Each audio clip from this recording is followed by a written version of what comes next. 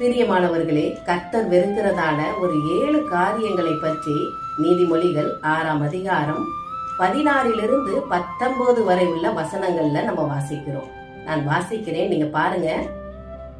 6 காரியங்களை கர்த்தர் வெறுக்கிறார், 7 அவருக்கு அருவருப்பானவைகள்.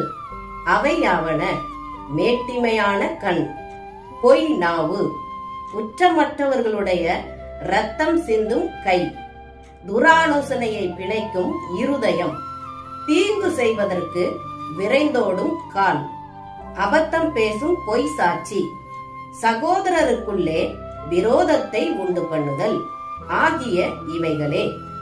பிரியமானவர்களே, இந்த 7 காரியங்களை கர்த்தர் வெறுக்கிறார். கர்த்தர் வெறுக்கிறதான இந்த 7 காரியங்களையும் நாமும் வெறுக்க வேண்டும். கர்த்தருக்கு பிரியமாக வாழுவோமா? கர்த்தர் நிச்சயமாக நம்மை ஆசீர்வதிப்பார். God bless you.